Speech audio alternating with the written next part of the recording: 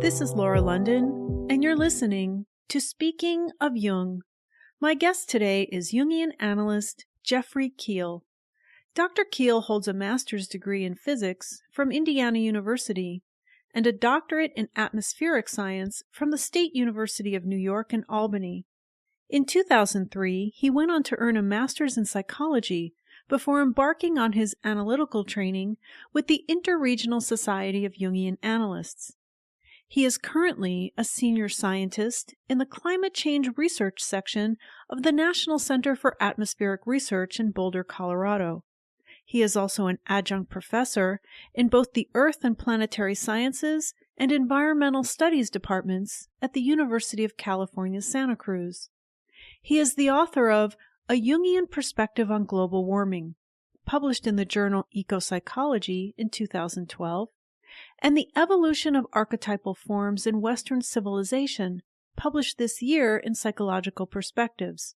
His new book, Facing Climate Change, An Integrated Path to the Future, was published in March by Columbia University Press. He is also the co-editor and contributor to the book, Frontiers of Climate Modeling, published by Cambridge University Press in 2006. Dr. Kiehl has carried out research on climatic periods of Earth's deep past, with particular emphasis on extinction events. He is a fellow of both the American Meteorological Society and the American Geophysical Union. He is a recipient of the Distinguished Achievement Award in Climate System Modeling and the 2012 recipient of the American Geophysical Union Climate Communication Prize. He is also the former chair of the Community Climate System Model Project and former member of the National Research Council's Climate Research Committee. He now focuses his time on two general areas of Jungian research: the interaction of psyche and matter and connections to physics, and the role of archetypes in cultural transitions through Western history. This interview was recorded on July 20th, 2016, through the magic of Skype. Dr. Kiehl, you've been a climate scientist for over 30 years, and you're also a Jungian analyst. You actually have 3 master's degrees and a Ph.D., yet you decided to become a Jungian analyst, which is not an easy thing to do. It actually takes a really long time. Indeed, it does. It's a long and arduous path to become an analyst, but exciting and rewarding as well. What made you decide to pursue that path? Oh, I would say the major reason was I was in analysis. This was many years ago, probably 25 years ago or so. I was in analysis because things weren't going right in life. I mean, one usually ends up in analysis when things are going awry in your life. If things are going really great, you usually don't seek out analysis. But the reason I ended up in Jungian analysis is that I had been reading a lot of Joseph Campbell's works. I was very interested in myths, and especially origin myths. And in reading Campbell's works, I just kept coming up with the name Jung, Jung here, Jung there. And so when I was really looking for a therapeutic process, I decided to start reading Jung.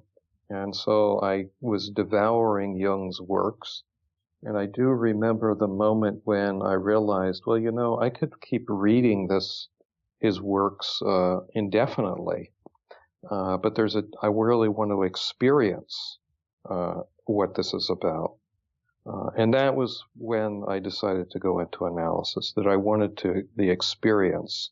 I wanted to choose that path for the experience of the therapeutic process. And so I did analysis. That stint was like 3 years, and life got better, and I thought, time to go back and do my science. I had been doing my climate science at that time period. And then just a couple years after that, I just felt the real need to go back into analysis. And I didn't know really at the time what that need or desire was, what the root of it was. But I listened to what Psyche was saying and went back into analysis. And it was in that analysis where, after a while, the dreams that were arising from my unconscious were telling me quite strongly that I was to be a Jungian analyst. And I, of course, my ego resisted that message for a while because I was a very well-established climate scientist. I really didn't need another career. But the dreams were quite relentless. And then I had what in the Jungian world is called a big dream. And this was a big dream that I was in. I actually was sitting in Kusnacht with Jung, and we were talking about Jungian analysis. And then I left Jung's office, and I went down and sat outside near a lake, and I was sitting on a bench, and I looked over, and a senior analyst who lives in Denver, Colorado, was sitting at the other end of the bench. And I looked at him and I said, I just don't know how I'm going to do this. Do this meaning, become an analyst. Mm-hmm. Because I have this other career, I have a family, I have responsibilities. And his name is Glenn. Glenn looked at me and said, well, Jeff, there's always a way. And that was the end of the dream. And it was after that dream that I realized that I really was going to become a Jungian analyst. So, when people say or ask me, how did you decide or what to become a Jungian analyst, my answer to that is always, I didn't decide.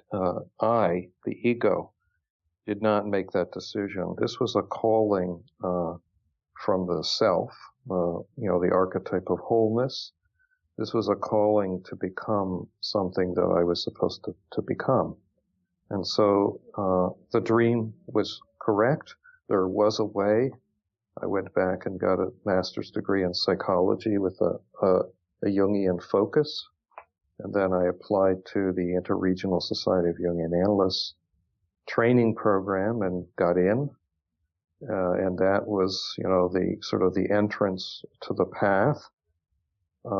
And I was constantly listening to my dreams as a guide through the training process. That became a very important part of my training. When I entered training, scientists are very curious people, so they love to ask questions. And so my question to almost every analyst I met at the very beginning of training was, what is the most important part or aspect of training to become an analyst? And whoever I asked, either locally or meeting analysts far away, their immediate response was your personal analysis. And I, having gone through the training and completing it, I realized that is the correct, that is the true answer to that question, that the most important part of training is your personal analysis, and to listen to what your unconscious is telling you through dreams and synchronicities and the projections that you experience in your life, are all guides. They're all informants to the training process. So becoming a Jungian analyst, it's truly is a calling. It's not a career. I think people who become, this is a really strong statement, but people who become enamored of or fascinated with Jung's ideas, but don't have that calling and force themselves into the training process, they pay for that because it's, they're going against psyche. It's a more of an ego fascination or a persona. I want to become an analyst, and it becomes a whole persona thing. And if you enter training with that attitude, the suffering is great. It is I think those who pass through the process and grow are the ones who have stories like mine, which are, it was a calling. There was no choice. If you chose not to train to become an analyst, you were putting yourself in peril.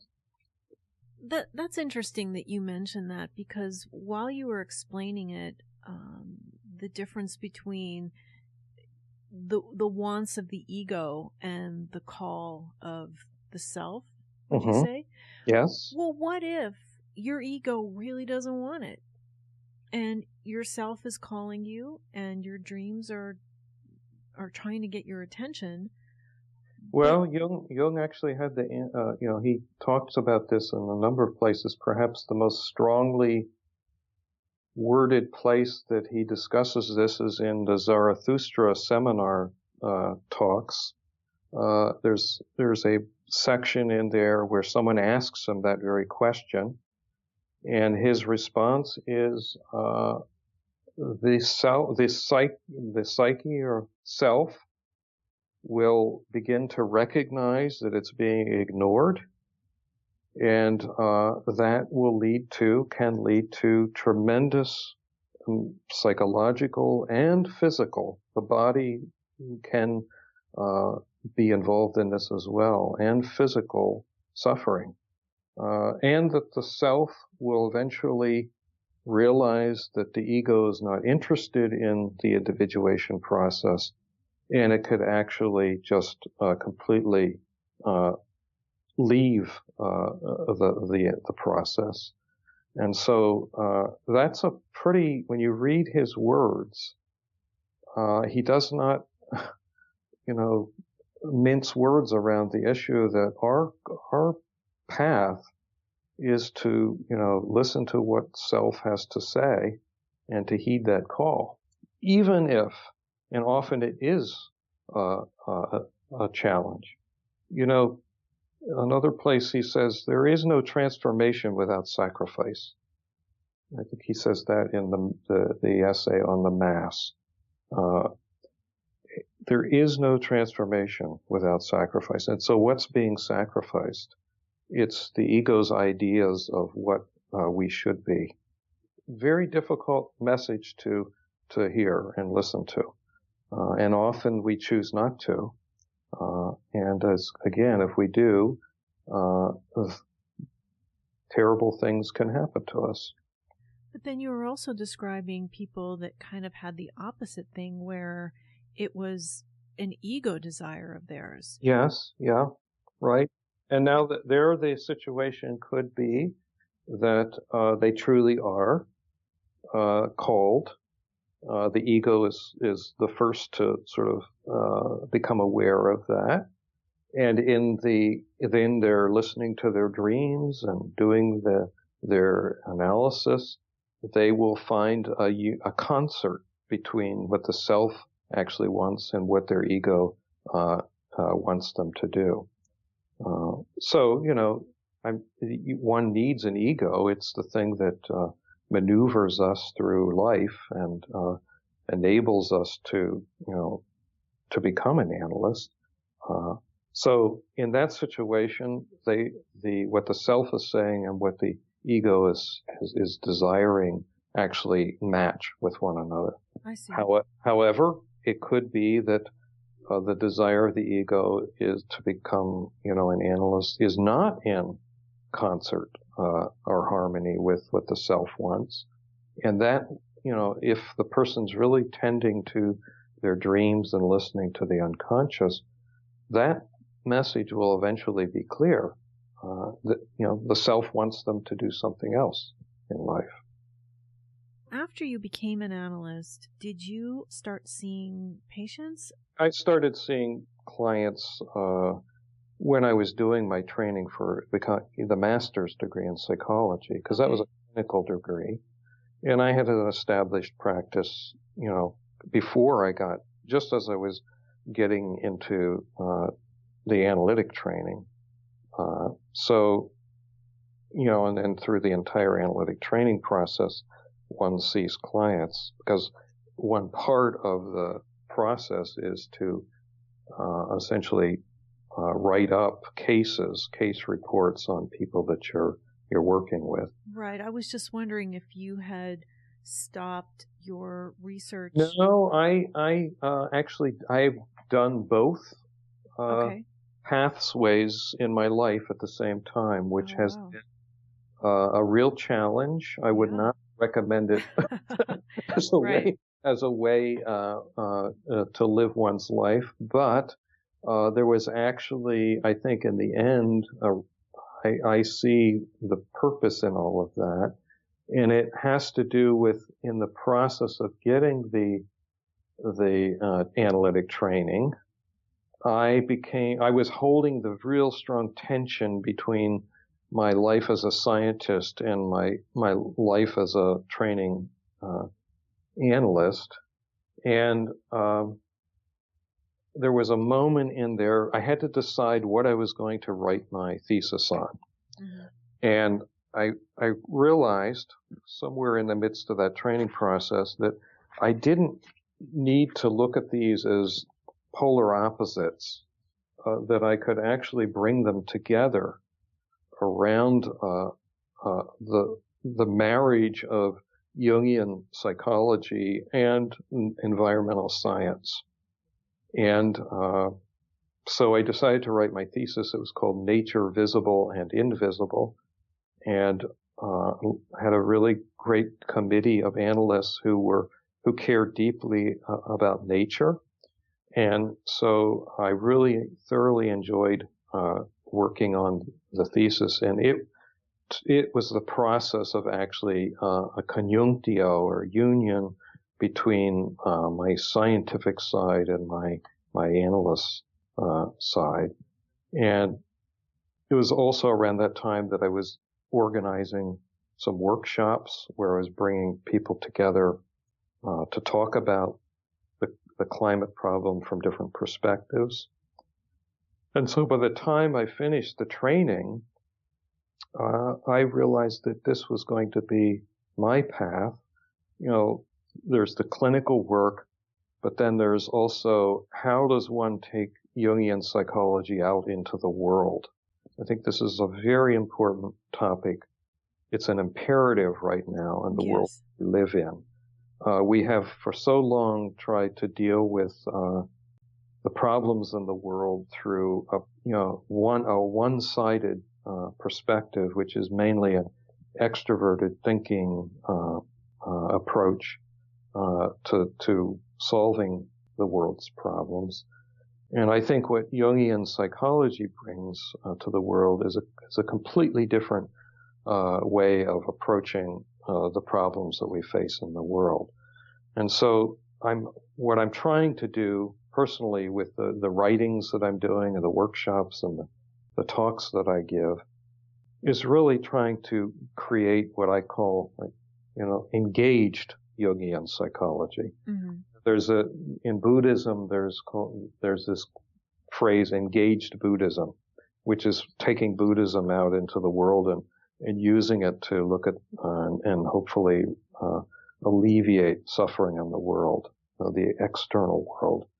And I think we can do the same thing with Jungian psychology. It doesn't have to be and shouldn't be completely focused on the interior world of an individual's psyche. Yes. Of course, I'm not unique or new in proclaiming this. Perhaps the most eloquent person to proclaim this many years ago was James Hillman, who, said, throw open the windows of the consulting room and invite the world into the process, and then even later, take it out into the world. I think that's so important because I see this, there is a tension, I think, within the analytic community. Yeah. Where some people feel, no, our sole purpose is soul, S-O-L-E, as well as S-O-U-L. Right. Our sole purpose is to sit in, the consulting room with our clients and to work on their individuation process. I don't deny that is an extremely important dimension of the analytic process. However, my response to people who tell me that is, look, the people who come in to see you are not leaving the world, okay? They're bringing that world in the room with them. Yeah. And they're only in the room with you 50 minutes. And when they leave, they're back in that world. And if that world is falling apart, if it's reached a degree of fragmentation unseen in history, then there is no hermetically sealing that container so that the world's left out on the doorstep. Okay. Equally, the analyst is bringing the world into the room with them.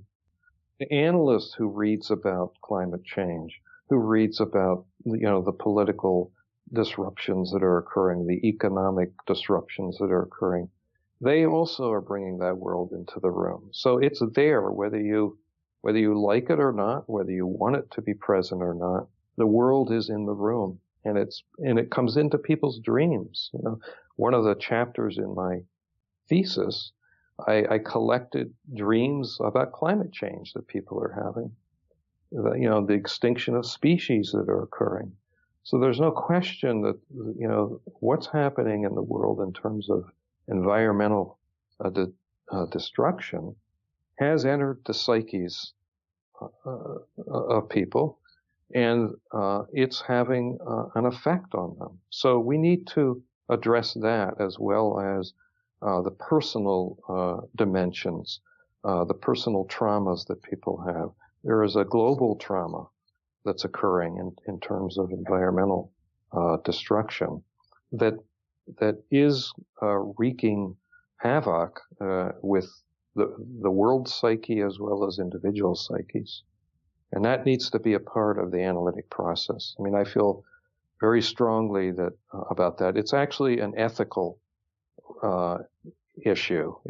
We are ethically responsible to tend to the world that we inhabit. Yes. And that has to be a part of the analytic process. So yes, we have to sit and work with individuals who are suffering due to past trauma or present disruption in their local lives. But we also have to ask the question, how do you feel about what's going on in the world today? And how is that playing a role in, what you're experiencing right now in life? Mm-hmm. Well, you've written a book, which was published earlier this year, called Facing Climate Change, An Integrated Path to the Future. And the word integrated sort of gave it away to me that it was written from a Jungian perspective, because that's what Jung encouraged, didn't he? Right. That's integration. Correct. Right. I mean, the individuation path is a path to wholeness. It's not a path to perfection, but it's a path to wholeness. And wholeness here is, first, what I was just talking about. Wholeness is the union of inner and outer, of psyche, the interior world of psyche, the union of that with the external world, and bringing balance within those two worlds and between those two worlds. So that's, the union of conscious and unconscious, to the extent that we can make things in the unconscious conscious, brings us closer to wholeness. And then, of course, it relates to the issue of opposites.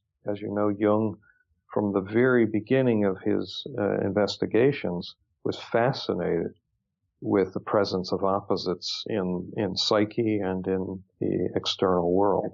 Yes. I mean, if you look at his publications, 1921, he publishes Psychological Types. What's it about? It's about opposites. In the last book that he writes, Mysterium, what's it about? It's about the union of opposites. And everything in between, is he keeps coming back to this issue of looking at opposites, holding opposites, and that process of holding the opposites is the pathway to wholeness. So the book really goes through, I wrote this for the general public, so I purposely have not used a lot of Jungian lingo or terminology. So I attempted to explain Jungian psychology applied to the issue of climate change without using a lot of Jungian terminology. But I do talk about, complexes and how complexes affect our relationship to the world and the archetypal roots of those complexes as patterns of perception and image. And then I talk about opposites. And then the last part of the book looks at the transpersonal dimension. That is the archetype of wholeness or the self, and how important it is because it provides us with a sense of meaning.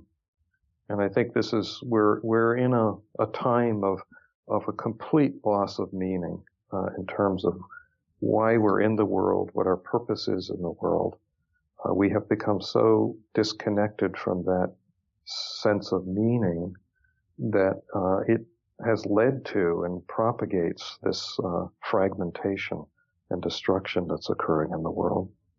Well, hopefully we can get to the why of that in a little bit, but I just wanted to start here with asking you, what is climate change exactly, and is it the same thing as global warming? Well, climate change is the observed changes that we're seeing in things like the temperature of the planet, the storminess that occurs on the planet, the temperature of the oceans. There are many aspects of climate change. Usually when people think of climate change, they think of one thing, which is how warm the planet is and how warm it's getting. Mm-hmm. And so the term global warming was coined back in the 80s to represent this phenomena. There is a subtle difference between climate change and global warming. Okay. Global warming has one cause, which is humans burning fossil fuel, which puts carbon dioxide in the atmosphere, and carbon dioxide is a greenhouse gas which leads to the warming of the planet. Climate change, when it was first introduced, it means change not just due to humans, but the natural changes that occur in the climate system. And those do occur. There's a phenomena that everyone's probably read about in the newspaper or even has experienced its effects, and that's El Nino. El Nino is this periodic warming of the tropical Pacific, which changes the Earth's climate, and it lasts for a year or so, and then it goes away, and about 4 or 5 years later, it comes back. It's this natural variation or change in the climate system that has existed for a long time. It's not due to human activity. It's just a natural consequence of the complex nature of the Earth's system.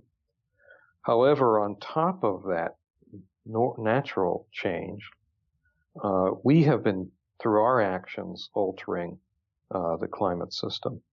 And so nowadays when people say climate change, they're pretty much talking about the human role in its effect, the human effect on the climate system, which is identical to global warming. Okay, so there is no doubt about that then, because there are some people Yeah, right. There is no doubt that humans are the major cause for the warming that we have been seeing for the last 3 or 4 decades. And just to clarify, I live here in Chicago, and not so much last winter, but the 2 previous winters were brutal. I've never seen that much snow in my life, and I've never experienced that many days of the temperature being below 0. Right. It was scary. I would wake up in the morning, it would be 18 degrees below 0. And so I actually, at that time, I heard somebody say to me, he said, oh yeah, well, so much for global warming. And I thought, well, that's not necessarily the case, is it? No, because it's the difference between weather and warm and climate. The weather is what happens to the atmosphere from anywhere from a week, days to weeks to months to even a year. It can vary significantly from year to year. But climate is taking all the weather over, say, 10 years time period and averaging it to see on a long time scale how the system is changing. And so, yes, you get year to year, especially for a specific region. Chicago was really cold, but there were other parts of the planet that were really warm those 2 years. Yeah. Okay. So if I were sitting in one of those places where it was anomalously hot, I would be saying, yeah, that's climate change. It's real. It's real stuff that's happening, So when you average over the whole globe, you actually find that even despite it being that cold in Chicago those 2 years were globally anomalously warm years compared to a past decade. Okay? Mm-hmm. So you can't point to a specific day's weather or even a season, like this winter versus last winter, and say, oh, well, that proves or disproves the human-caused climate change. You have to look at the long-term record, and we have a long-term record. And, it'd be like saying, say I caught you on a bad day.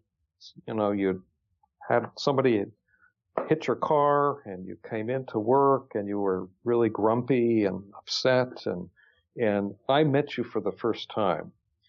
And I walked away, and my conclusion would be, well, that's a really grumpy person. Based on that one experience or that transient event that we had, I would make a general conclusion about your personality. Well, it's the same thing with climate. Climate has the weather system has its ups and downs, but integrated over, after many, many times of looking at the system and averaging over that, we get a sense of, oh, well, this is the climate system, and it is warming. It'd be like me meeting you many times, okay? And eventually over a year after, having coffee and talking, I would get a better sense of who you are as a person, your personality, but not on one or two meetings. That would be a very difficult thing to do. Yeah. And I just want to say, in fairness here, I moved to Chicago 12 years ago, and I remember thinking at the time, because I didn't know what to expect as far as the weather. And I just want to say to everybody, we are going to look at this from a Jungian perspective in just a minute. Okay. So I just want to say that I remember thinking, yeah, it does get very cold here in the winter, but the summers are hot too. And I remember thinking, every day during the summer, it seems to be somewhere around 80 degrees. It's either in the high 70s, it's 80, or it's in the low 80s. Now, in 2016, I'm saying every day in the summer, it's around 90. Yes. It's either in the high 80s or in the low 90s. And in just 10 years or so, it's jumped on average 10 degrees. Well, over the last 30 years, there are twice the number of heat waves as there are cold spells over the U.S. And, if humans weren't playing a role in the climate system, you would expect on average as many cold spells as warm spells. Right. And yet now it's 2 to 1, and in another 20 or 30 years, it could be 20 to 1. So we're talking about dramatic change in how people experience their world. Okay, so let's get into what's going on here. And in your paper, A Jungian Perspective on Global Warming, there's a lot packed into these, 6 pages? This is a wonderful paper, and I'll put a link to it on the website. This was published in September of 2012 in the journal Ecopsychology. You talk about our need for consumption. Yeah.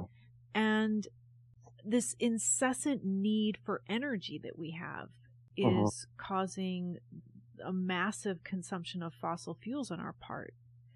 And you talk about this myth that we're living in, the living myth that we have of unending growth. So how is that all contributing to climate change? Well, let's just look at the physical picture first. We have this desire to live a certain way, a certain lifestyle, and that requires energy. We need to generate energy to produce things, the things that we want to buy and consume, be it objects or food or whatever, cars, anything needs energy for it to be created. And so because the population of the planet is increasing, and not only that, because the number of people, each of those individuals wants to consume more, the demand for energy continues to increase over time. And since the Industrial Revolution, the cheapest way to generate energy was extracting fossil fuels from the ground and burning them. And that leads to this issue of climate change. So at the root of the planet's warming is our desire and demand for ever increasing amounts of energy. And what's driving that? Now we're going to shift out of the physical side of the picture to the psychological dimension. Why do we have this desire to consume more and more, of the Earth's resources? And that, what I argue it comes from is a sense of emptiness that we experience within ourselves. That we, in the process of developing this highly technological, rational world that we live in, seemingly rational world that we live in, we have disconnected ourselves from our inner sense of wholeness, which is the archetype of the self. Now, for centuries, certain belief systems, external belief systems, created a framework that we could tap into that would provide us with an overall sense of well-being or a sense of wholeness. During the Middle Ages, that was the church. It provided a framework, a system of images and narratives and myths that created for people a sense of connection to something greater than themselves. Yeah. And then, we have the scientific revolution, the age of enlightenment. That belief system starts to lose its intensity. And we replace it with a belief that, our scientific knowledge, our technology can fulfill our lives. It can provide us with a sense of meaning and a sense of fulfillment. And that just hasn't worked because it's too one-sided. This is the root of, Jung's view of any neurosis. It arises out of one-sidedness. And our culture went completely one-sided since the age of enlightenment. And it isn't fulfilling. We've disconnected ourselves from that inner source of fullness within.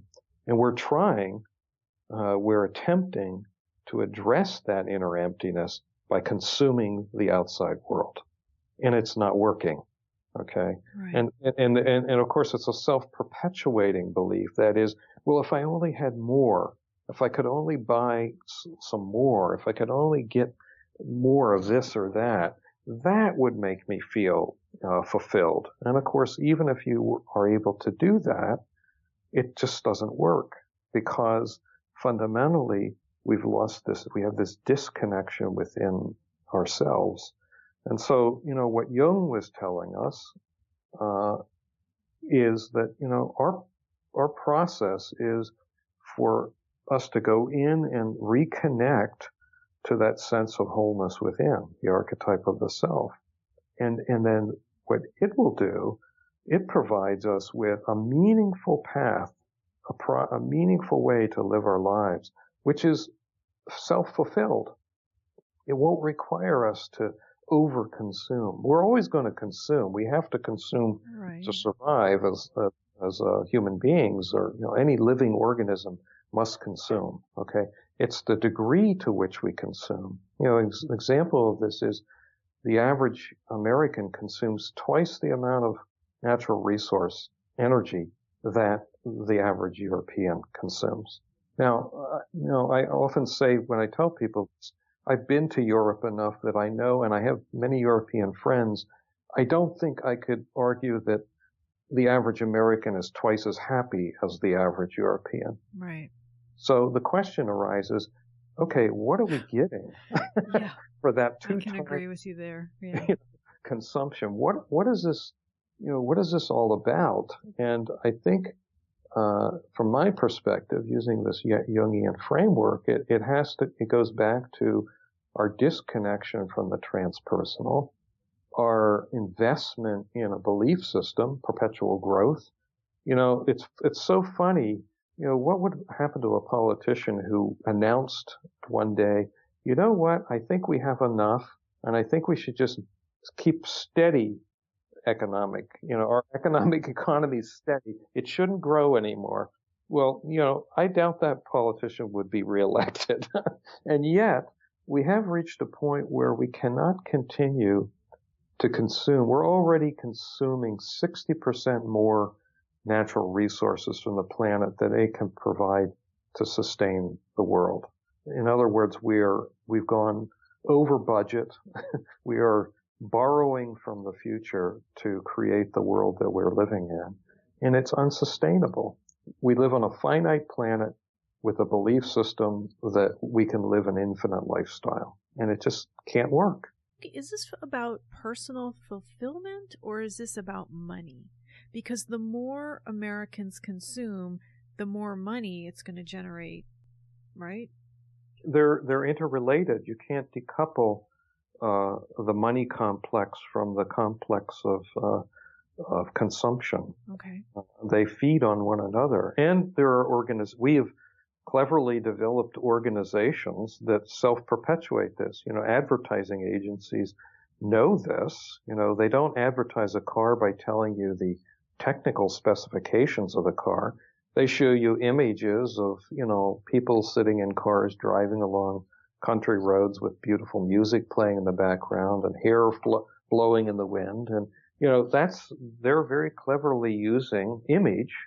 They're tapping into the part of the brain that's the limbic system that is very affectively connected to image, and using it very cleverly to convince us that if I buy that car, I'm going to feel better about myself. There's a whole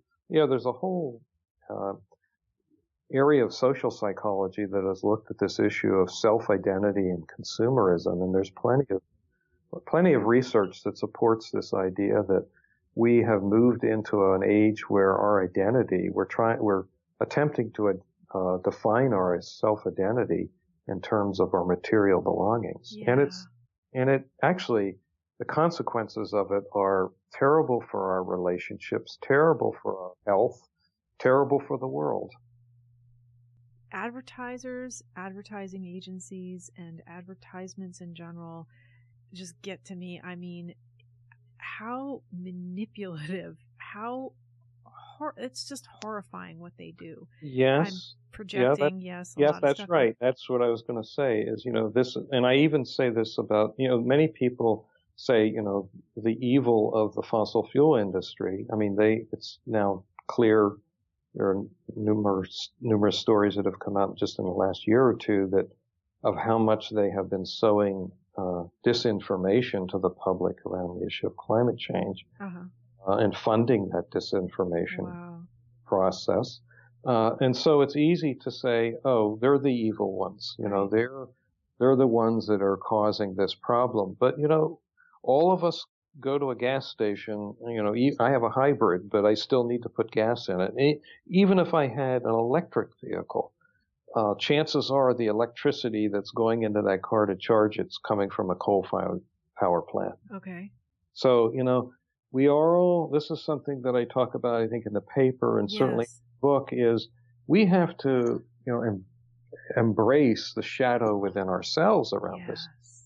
The shadow that we don't want to either think about it, or if we do think about it, we want to blame somebody else for the problem. Right, and you talk about even the criticism that you received for flying to a conference to give a talk about climate change. Right. So what's your answer to that criticism? My answer to it is that you're absolutely right in my agreeing to come and speak to a large body of people about climate change. And if I flew there, I have contributed to the problem. And so I have to recognize that shadow part of that process of going somewhere and giving a talk. I can encourage people that organize meetings to use the internet more to organize meetings. You can only do so much with that. Right. You can also, there are things that one can do to offset the carbon emitted on that air flight to help offset the carbon emitted. All of these are ways of recognizing that we're all complicit in this problem. Now, the problem with this is that if you do too much of this, or you go down that road too far, then what happens psychologically is it creates a sense of helplessness or hopelessness, and you're unable to act. Okay. And so one thing that I always encourage people to do is, yes, definitely reflect on the various shadow dimensions, personal and collective, around an issue like climate change. But you also have to recognize that out of that reflection can come action. It's really, if you want to think of this alchemically, when Jung was very much influenced by his psychological interpretation of alchemy, going down into that shadow part is the nigredo. It's the dark space, right? It's the place that we all start at in terms of our individual suffering as well as our collective suffering. However, the next stage of that process is reflection. It's the albedo. It's bringing what Maurice Stein calls lunar consciousness to the process. Okay, so you reflect on the state that you're in. All right, that's a going within. That's the analytic process. Okay, and if you get stuck in the first phase and never get out of it, well, you're never going to get to the point of actually going out into the world and attempting to address the problem. And it's interesting. The last stage is, of course, what is the rubedo, the reddening.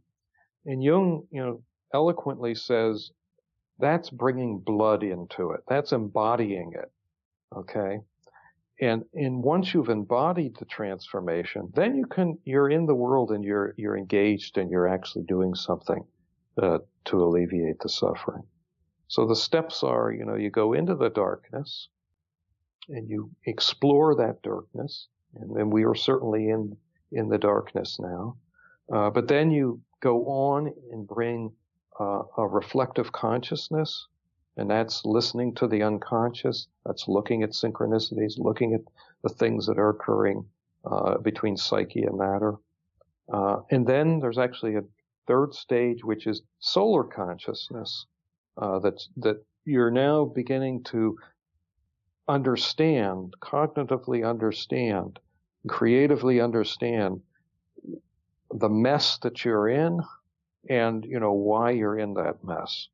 And Jung had a very interesting thing he said about that stage.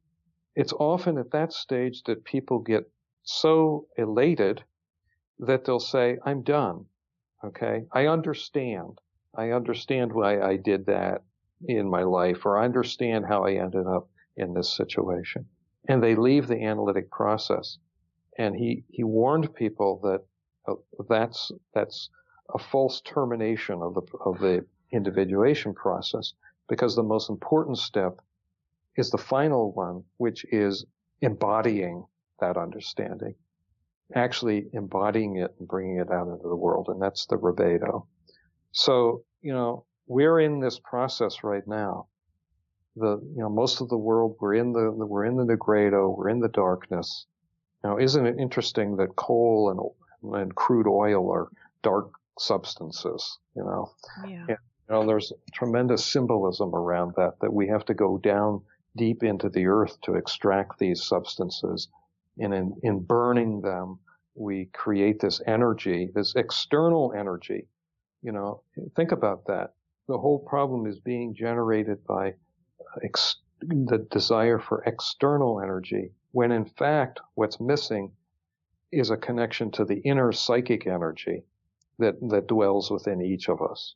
And my argument is that if we were to reconnect and find that source of inner psychic energy, our desire to overconsume and our desire for external energy would actually be diminished. You also bring up Jung's concept of complexes as they relate to global warming. Would you explain a little bit about that? A complex is, they used to, in the 60s and early 70s, they were called our buttons. The way I usually like to explain a complex is, have you ever, become so excited that you've said something or done something that after the fact, you look back on it and you ask yourself, why did I say that? Why did I do that? What got into me? Well, the answer to that from a Jungian perspective is what got into you is you were seized by a complex. A complex is this coherent structure in psyche that is highly affectively laden. So whenever you find yourself emotionally overcharged, especially if it's a response that is amplified compared to what it should be, something small happens and your reaction is over the top, right? And that a complex has been triggered. So the question here is related to the issue of climate change: is where is the highly laden, emotional or affectively charged aspects of this problem? Mm-hmm. And it truly is. I mean, I've given talks to groups where people will start yelling. They'll be extremely upset that I've even brought this topic up and that I'm saying that humans are the cause of it. They become extremely emotionally overwrought and red in the face even. So it clearly is something that constellates or triggers complexes within us. And what are those complexes? Well, some of them I think are related around the issues that we just talked about. The money complex is one that we all want to feel financially secure. And if anything threatens our sense of financial security, it can trigger our money complex, and we become very fearful. The affect or is charge is around fear that, we'll lose our job, we'll lose our income. And that's a card that has been played by the people that don't want us to do anything about climate change, that deny that humans are a cause. They're constantly saying, well, look, if we try to address this issue, if we got off of fossil fuels, the economy would collapse and you might be out of your job. You may lose your job because we're going to do something about this. Well, that is using a message, lose your job. That message is being used to trigger our financial insecurity, our money complex. Mm-hmm. But there are other complexes that are triggered around this. Example is someone who is deeply religious and who believes that only God has the power to control the Earth's climate system in nature. God is in control of nature. And to suggest that humans have reached the point in history where we can change nature, we can alter the global climate system, that is a challenge to that fundamental belief system that only God has that power. Man doesn't have that power. Humans don't have that power. And so what's being challenged with them is their whole value system and complex around God, the image of God, the God image. Mm-hmm. Okay. And that can be quite, a strong issue that prevents that individual or whole organization from accepting the facts of climate change. You also talk about the negative mother complex and the negative father complex coming into this as well. Right. So the mother, there I think it's more archetypal. So, now we drop complexes are often thought of these coherent, affectively laden structures, either in individual psyches or they're cultural. They can, they're cultural belief systems that can both, the positive aspect of a cultural complex is it can unify a whole nation, okay, keep it together. Of course, the negative side of that, and we're seeing that playing out all over the world now, is that it can lead to tremendous conflict. Wars can be fought over cultural complexes, conflicts between cultural complexes. Mm-hmm. But deeper down in the collective unconscious, we have, the realm of the archetypes, which are these universal patterns of perception. The way we perceive the world collectively is, as a species, is through the lens of archetypes. And two of the most powerful archetypes are the father and the mother. And, each of these complexes and the archetypes, they come both in a positive and a negative sense. So if you think of the positive mother archetype, it's usually associated with abundance, creativity, growth, life. All of these are images or words that are associated with the positive mother complex. But on the flip side, and there are mythologies, there are religions that have, metaphoric images of this flip side. It's the negative mother archetype, which is the archetype of destruction, of devouring. This is the great devouring mother who, in some fairy tales or myths, is portrayed as the old woman who, will devour her children or sell her children.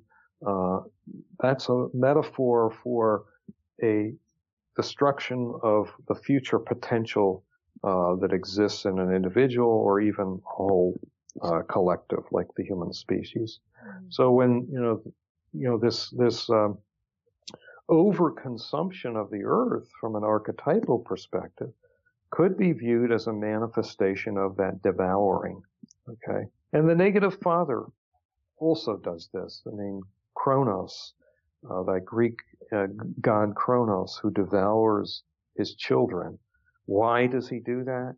Because he's been told that one of those children will become stronger than he and will take over as, the lead god. And so in order to prevent that, he devours his children, which is again a devouring of the potential for the future.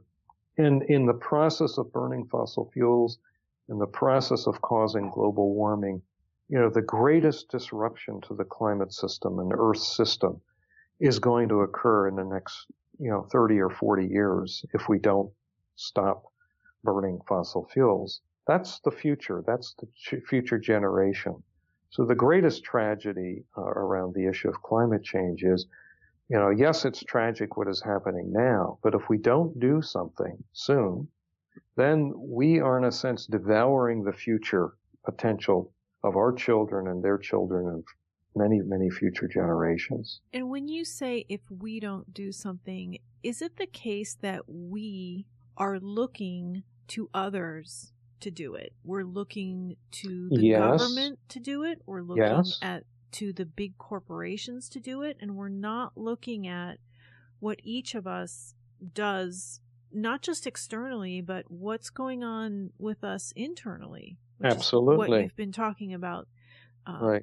For the past hour.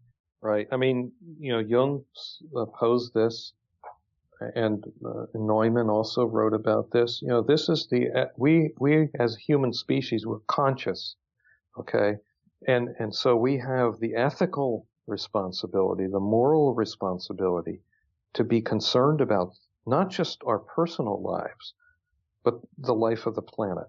Okay, that's our ethical calling. That's our ethical responsibility. That's what comes with consciousness. And so we cannot project, salvation or the savior onto the government or technology or whatever entity that's outside of ourselves. Yes, they will have to help. This is a problem of massive scale, and governments will have to be involved, and technology will have to be a part of the solution. But equally so, we have to look within our own psyches and look at our own shadows, aspects around this issue.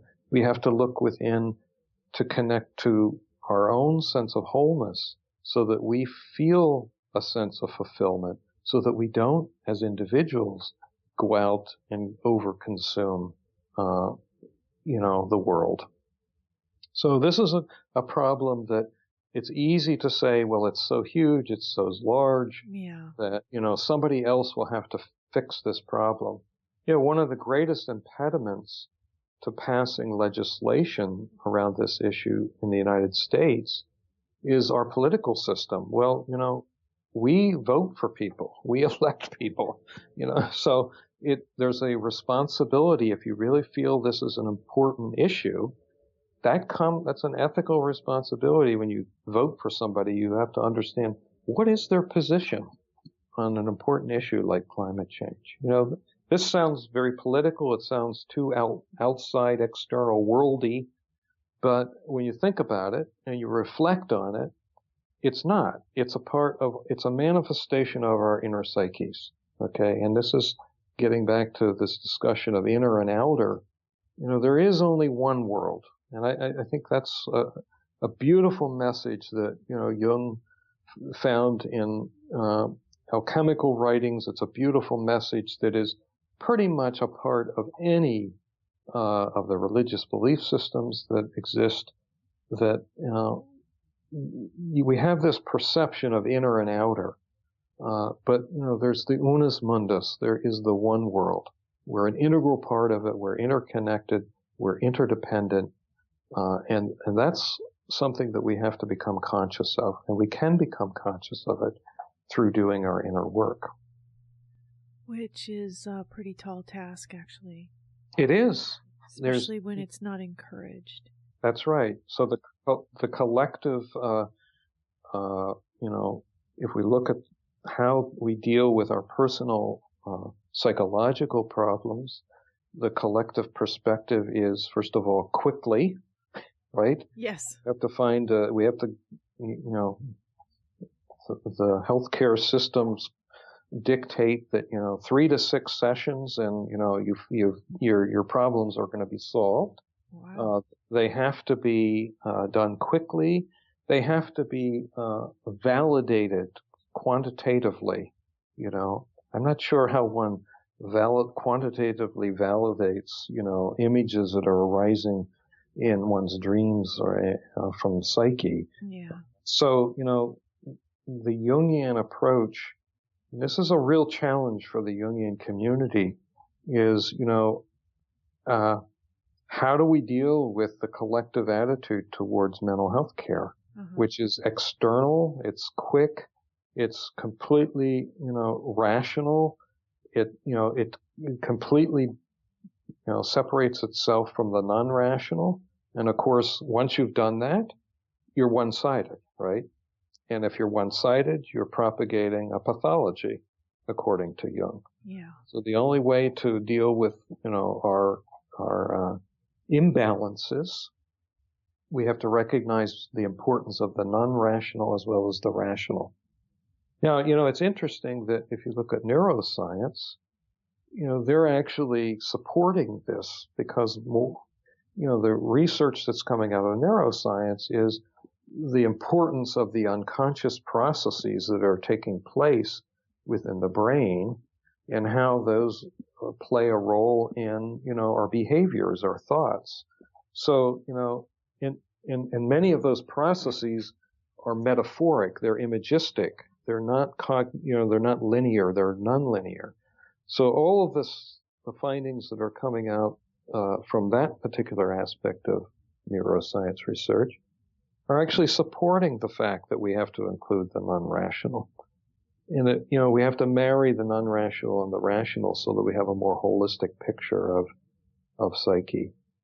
Yet, that sort of understanding hasn't percolated up through, the actual view of how psychotherapy or mental health should take place within the collective, which is this very quick, extroverted, thinking, one-sided approach to healing soul.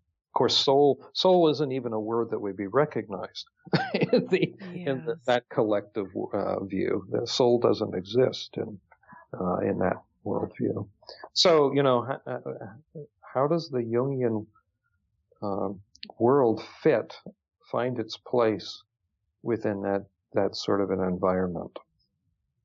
That's a challenge. And that's a challenge for anyone who's training to become an analyst, because you will be an analyst living in a world that pretty much either doesn't pay tribute to or completely ignores many dimensions of the way we look at psyche. One more thing I'd like to ask you, Dr. Kiehl, is there are people out there that I had mentioned in the beginning that don't believe in climate change or in global warming. And there's also a number of people who believe that the government or the global one world government is controlling our weather through things such as chemtrails, which is spraying in the upper atmosphere. And I was wondering what your take was on that. Well, first of all, just from the science itself, there's no solid factual evidence that humans are manipulating contrails from aircraft that are controlling the climate system. In fact, there was concern a number of years ago because, jets leave contrails. Scientists began to ask the question, how important are, the formation of contrails to the climate system? Because they're human caused. We should look at that. And there have been many, many studies over the years doing quantitative analysis of the size of that effect and its effect on the climate system. And it's minuscule. I mean, there is an effect, but it is absolutely infinitesimal when you compare it to the magnitude of warming that we get from the burning of greenhouse gases. So we know from a scientific perspective that these things can't be affecting the climate system. So the other question is, psychologically, why would a group of people come up with a conspiracy like this and, blame some ambiguous, amorphous body, unseen body like the government or the global governments in cahoots with one another? Why would a group of people want to believe that sort of conspiracy? And I think, if you reflect on that for a moment, what does it do to someone if they can blame somebody else for a problem that they're complicit in? It relieves one of the responsibility of doing anything about the problem. Yeah. Okay? And so if if a group of people want to blame the government that they're in control of the climate system and they're doing it for whatever reason they're doing it, then that means that the person who's blamed the government has alleviated themselves of any responsibility to do anything about the problem. It's not in their hands. They're not causing it. It's some powerful entity outside of themselves. So this is a classic, psychologically, this is a classic exhibition of, or example of projection, where, they are complicit, we all are, in causing this problem, but I'm going to shift that over to some unseen group and say they're the cause, they're in control. And it actually will, it's a defense mechanism. Projection's a defense mechanism. What's the defense mechanism do? It reduces one's anxiety. Because if you assume responsibility, if you take on the ethical responsibility that you have to do something about a problem, well, usually that is accompanied by a sense of anxiety, because one is concerned about, what they have to do. They're concerned that they're contributing to the problem. So, from a psychodynamic perspective, my answer to your question is it's a defense that they're defending against, taking on the responsibility that we all have to take on. And it's a clever way that psyche, the unconscious uses, and the conscious realm uses to alleviate our sense of responsibility. It's so easy to blame somebody else for the problems we've created. I think what I would like to leave people with is, global warming or the human-caused climate change. I feel, if you look at it in terms of history, it's the greatest challenge that the human species has ever faced. And it's many thousand. Yes. I mean, in terms of the magnitude and the implications, if we don't stop burning fossil fuels and we continue to burn them at the rate that we are burning them, you can do a fairly simple calculation as to how much carbon dioxide there's going to be in the atmosphere at the end of this century. That's 84 years from now. Okay. The lifetime of an individual. Yep. Okay, so a baby born today will see the end, most likely is going to see the end of this century. So what is that level of carbon dioxide? It's 3 times what it was before we began burning fossil fuels. And when was the last time the atmosphere had that much carbon dioxide in the atmosphere? It was 35 to 40 million years ago. Oh, wow. Okay, and we know what the planet was like back then from geology, from other sources, paleontology. It was an extremely warm world. There were crocodiles living up in the Arctic Circle. It was so warm. Wow. So the question is, now it took nature 35 million years to go from that very, very warm world down to the world that the human species has known for its entire existence.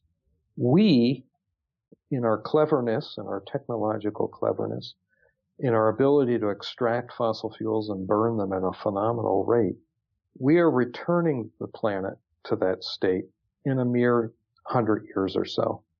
Okay, so the rate and magnitude of change over that 100 years is unprecedented in Earth's history. And so species have to adapt to change, and the change is so rapid, it's not clear, how many species will be able to adapt to the change that's occurring.